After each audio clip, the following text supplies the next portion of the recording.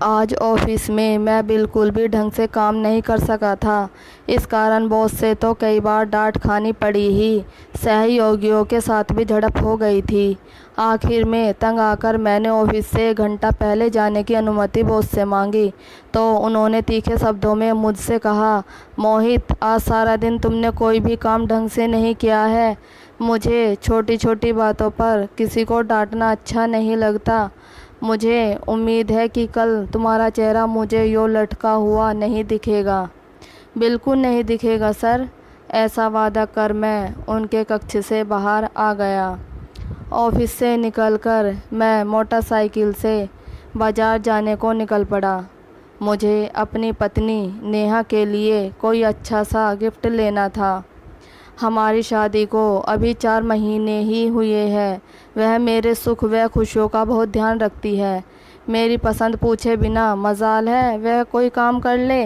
पिछले गुरुवार को उसका यही प्यार भरा व्यवहार मुझे ऐसा खला कि मैंने उसे शादी के बाद पहली बार बहुत ज़ोर से डांट दिया था।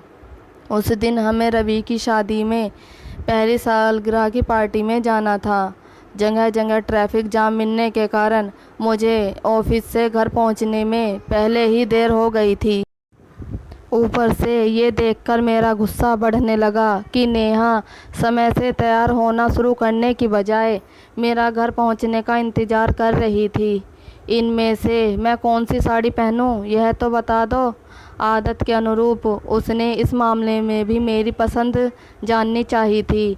नीली साड़ी पहन लो। अपना व उसका मूड ख़राब करने से बचने के लिए मैंने अपनी आवाज़ में गुस्से के भाव पैदा नहीं होने दिए थे। मुझे लग रहा है कि मैंने इसे तब भी पहना था जब हम रवि के घर पहली बार डिनर करने गए थे। तो कोई दूसरी साड़ी पहन लो। आप प्लीज़ बताओ ना कि कौन सी पहनूं।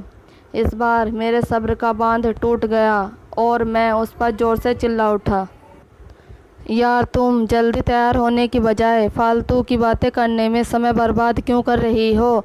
हर काम करने से पहले मेरी जान खाने की बजाय तुम अपने आप फैसला क्यों नहीं करती कि क्या किया जाए क्या न किया जाए। मुझे ऐसा बचकाना व्यवहार बिल्कुल अच्छा नहीं लगता है।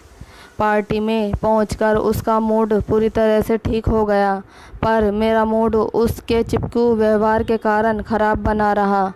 रवि मेरा कॉलेज का दोस्त है। उस पार्टी में शामिल होने कॉलेज के और भी बहुत से दोस्त आए थे। मैं कुछ समय अपने इन पुराने दोस्तों के साथ बिताना चाहता था, पर नेहा मेरा हाथ छोड़ने को तैयार ही नहीं थी। कुछ देर के लिए जब वह फ्रेश होने गई तब मैं अपने दोस्तों के पास पहुंच गया था।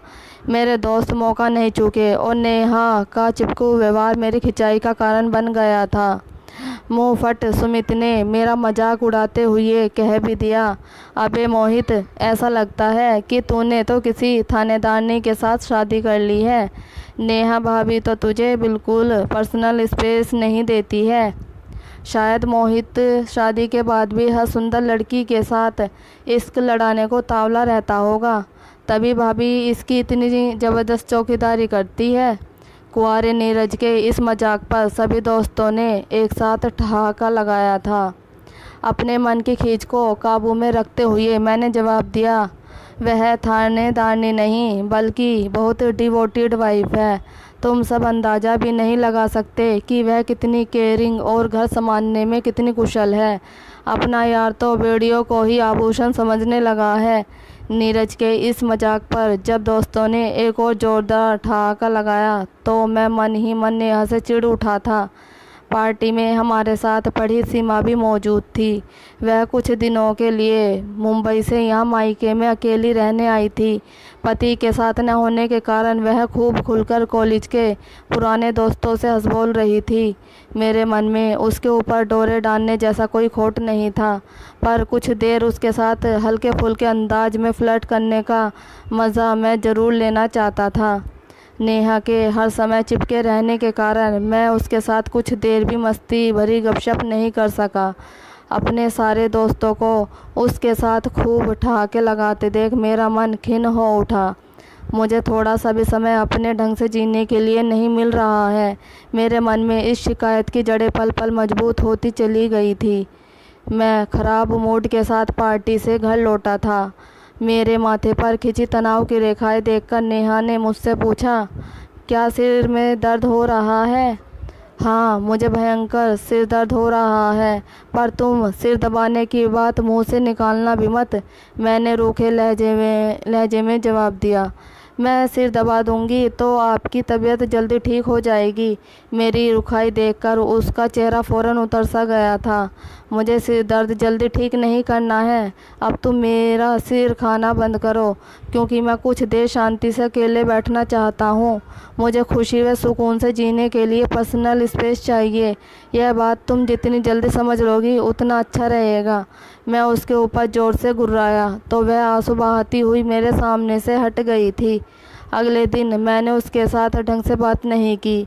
वह रात को मुझसे लिपटकर सोने लगी तो मैंने उसे दूर धकेला और करवट बदल ली। मुझे उसका अपने साथ चिपक कर रहना फ़िलहाल बिल्कुल बर्दाश्त नहीं हो रहा था। अगले दिन शनिवार की सुबह मैं जब ऑफिस जाने को घर से निकलने लगा, तब उसने मुझसे दुखी व उदास लहजे में कहा था, आपस का प्यार बढ़ाने के लिए पर्सनल स्पेस की नहीं बल्कि प्यार भरे साथ की ज़रूरत होती है। मैं आपसे दूर नहीं रह सकती, क्योंकि आपके साथ मैं कितना भी हंस बोल लूँ मेरा मन ही नहीं भरता है। आज अपने भाई के साथ मैं कुछ दिनों के लिए मायके रहने जा रही हूँ। मेरी अनुपस्थिति में आप जी भरकर पर्सनल स्पेस का मज़ा ले लेना। मैंने उसे रुकने के लिए एक बार भी नहीं कहा, क्योंकि मैं सचमुच कुछ दिनों के लिए अपने ढंग से अकेले जीना चाहता था। नेहा से मिली आज़ादी का फ़ायदा उठाने के लिए मैंने उस दिन ऑफिस ख़त्म होने के बाद अपने दोस्त नीरज को फ़ोन किया। उसने फ़ौरन मुझे अपने घर आने की दावत दे दी, क्योंकि वह मुफ्त की शराब पीने को हमेशा ही तैयार रहता था। हम दोनों ने उसके ड्राइंग रूम में बैठकर शराब पी।